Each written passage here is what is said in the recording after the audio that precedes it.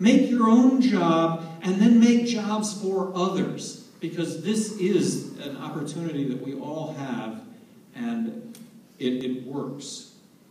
I am going to close with Johnson's 7 Principles of Good Government, and then we're going to open it up to questions, comments, any insults that any of you have. But Johnson's 7 Principles of Good Government. Number 1, be reality-driven. Find out what's what and base your decisions and actions on that.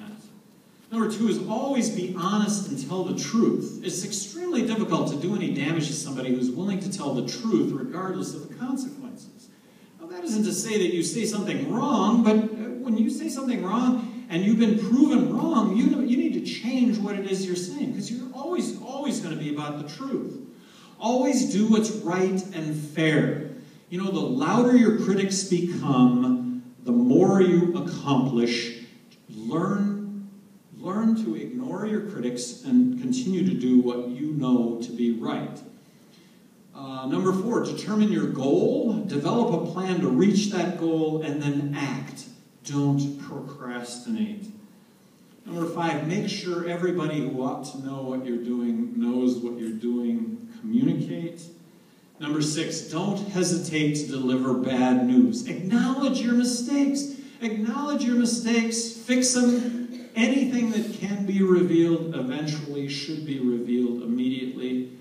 And then lastly, and it's kind of on the lines of being an entrepreneur, do whatever it takes to get your job done. If you have a job right now that you don't love doing, quit. And tomorrow, get one that you do love. Back to your movie. You're in charge. You're in charge. Do what it is you want to do with your life. There's nothing better than getting up every single morning and enjoying what it is that you do. Thank you very much.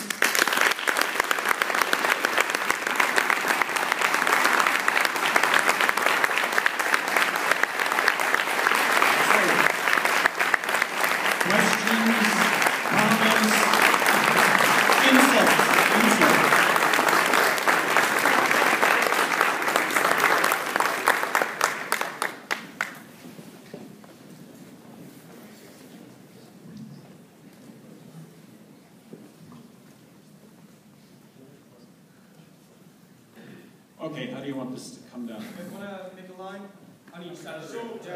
Make a line on either side, right here, and Governor Johnson will be more than happy to answer any of your questions as he can. All right. So the recent events in Boston shut down the whole city. This is almost like an argument for people wanting to hold on to their guns, but do we have a standing chance against such a gigantic police state anymore? What's your thoughts on this? Boy, well, it's local, and I certainly applaud law enforcement. Just a lot of issues that get raised. One of them is, can we ever prevent somebody that's crazy from doing something horrible? No, we're not going to ever be able to prevent that. You know, the surveillance cameras, I thought really hit home the notion of surveillance cameras. What are they all about? I mean, we see them everywhere. Well, surveillance cameras, I think, are totally okay if they're used in the following situation. You do, or someone does property crime against you or bodily harm to someone else, and then there's the process of due process, going to a judge and saying, hey, we think that this camera here might have this, we think this is his pathway, due process, we want to review these tapes to see who may have done this. Yeah, that's a good thing. Patriot Act, though, you know, no, there doesn't need to be any due process. There doesn't need to be anybody looking over anybody else's shoulder. Surveillance cameras, I don't know if you're going to surveillance cameras, but the issue that I have with surveillance cameras is, I'm a libertarian. I hate speed limits. I think speed limits are government's attempt at reckless driving. And you know what? You can be driving in a 55-mile-an-hour speed limit zone and recklessly drive at certain periods of the day. At other periods of the day, you probably could be going 110 miles an hour through that same space without endangering anybody. But so I don't want a surveillance camera nabbing me for speeding or talking on my cell phone. I don't want to be nabbed for that. I'm one of these guys that can actually drive and talk on a cell phone at the same time. But okay, that's libertarian in me. So the police state, we deal with these problems by legislating paralysis. That will never, we're going to prevent something like this from ever happening again, and everybody can recognize from the very get-go that this legislation really is just going to add time and money to our lives and isn't going to make us any safer, isn't going to make our lives any better. I have a question regarding drones. Okay.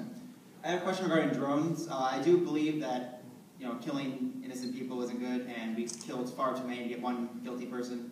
But what's the difference between a soldier shooting and killing innocent people while also killing a guilty person, or a pilot dropping a bomb? And to the other point, the drones that want to be used here, no police wants to use a weaponized drone. They want to use a drone that has surveillance cameras, similar to a helicopter. So what's the difference on that?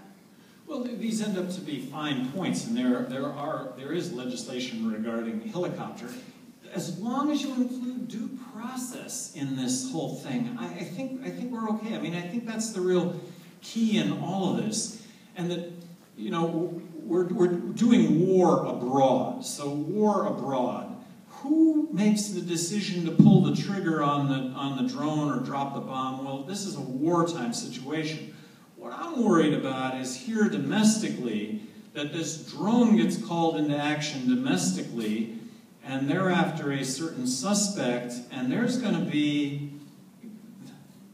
potential collateral, other people injured. Point is, we can all see how that's wrong domestically. Why can't we extend that to what we're doing abroad and recognize how wrong that is?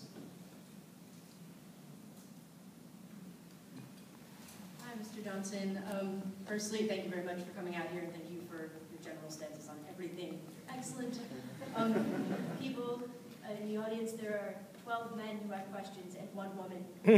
Liberty and choice and self-determination is not just for men. You guys got to do it too. It's extremely important. Thank you. On a unrelated note, the consumption tax. Firstly, would there be an exemption for necessary goods such as food and clothes? Okay, so my statement was it would be terrific to have a national debate and discussion over how to best implement a national consumption tax. The way the fair tax deals with this, now the fair tax has dotted the I's and crossed the T's. First of all, what you're pointing out is that a consumption tax would be regressive. Yes, a consumption tax is regressive. Here's the way the fair tax deals with the regressive nature of just what you're talking about. It issues all of us a $200 a month prebate check. So you get a $2,400 a year check, I get a $2,400 a year check, which allows all of us to pay the consumption tax up to the point of the poverty level. It's kind of an unavoidable amount of consumption tax that someone living at the poverty level would have to pay. That's how they address the fact that a consumption tax is regressive to a certain point. That makes sense. And if I may, just again, unrelated, generally so, the people who make so much money that they can't actually spend it in a given year, that money is made off of the U.S. economy and is never taxed and not put back into the U.S. economy. How would you deal with that black hole of money that just gets saved up? Well, I would argue that actually that people do invest, that people with a lot of money invest, and people with a lot of money lose a lot of money. I mean, have you ever heard it said that Paul Allen is an example of like the person that has lost more money than anybody else that's ever walked the planet? But that's in a lot of ventures that may have ultimately created millions of jobs. It hasn't happened, but I would just argue that people with a lot of money invest that money.